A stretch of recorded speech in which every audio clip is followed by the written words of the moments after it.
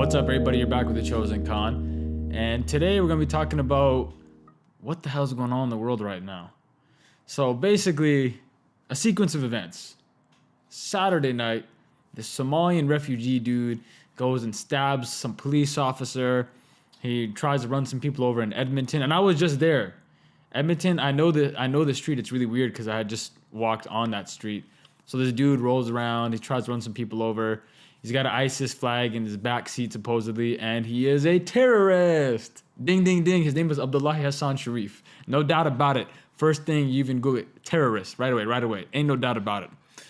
But then on Sunday night, I remember I was up early in the morning, and I'm like, holy crap, the news is coming in.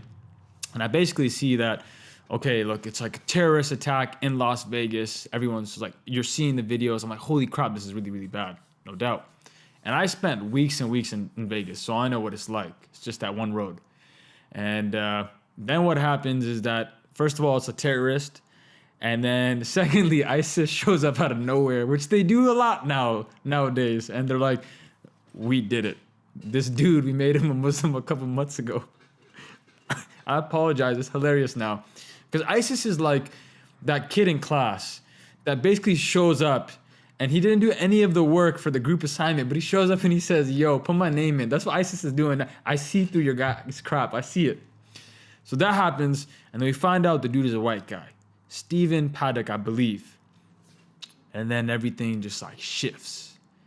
And it's like, he's not a terrorist. This dude loved eating burritos.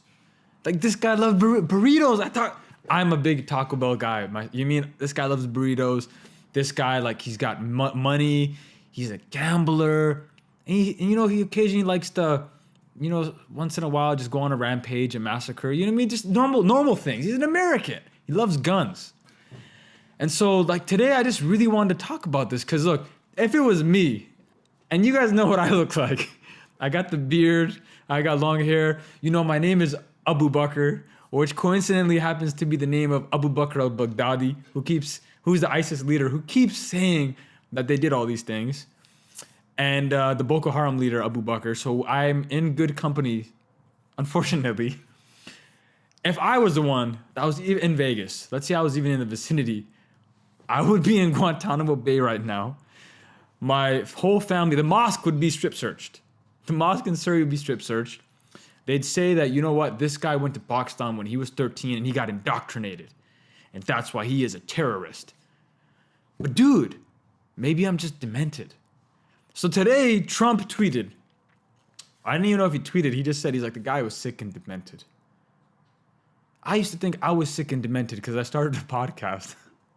But it seems like being sick and demented means that you go and shoot off a bunch of people. So like, where my mind is at right now is I'm just trying to decipher this. I'm trying to figure it out. That if you're sick and demented, you can't be a terrorist, which doesn't really make sense because if you're killing people, aren't you kind of sick and demented anyways?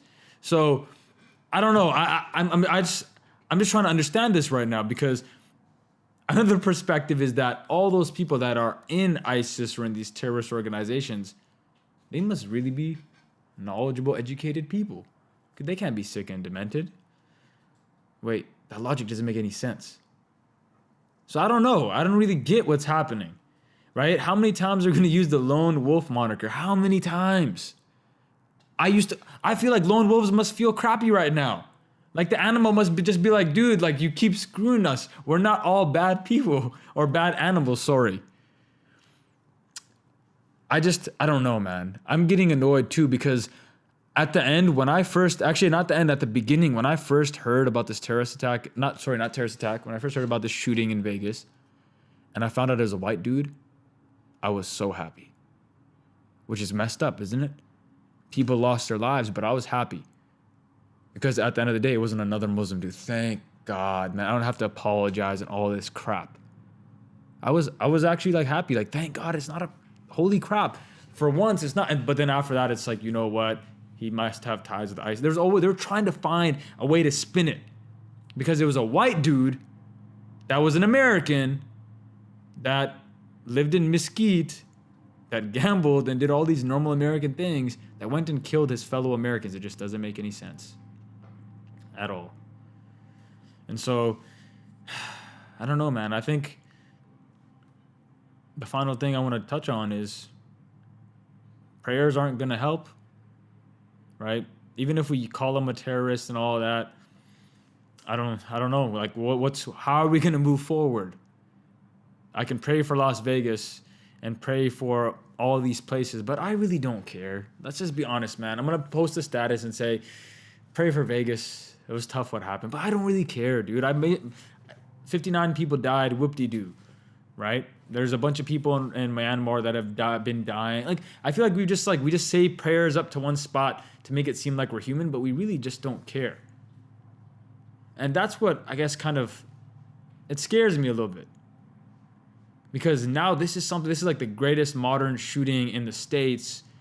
Are we going to learn from it? Are we going to kind of be like, you know what, maybe we have to reform gun laws. Maybe we have to find out what's going on. Maybe we have to find these deranged human beings before it's too late. I don't know. And so that's where I want to leave you off today. If this was me, I would be a terrorist right away. But if this was my boy Luke, he'd be deranged. So, peace and love, and stop praying, man. Pray. You don't got to tell me. Just do it.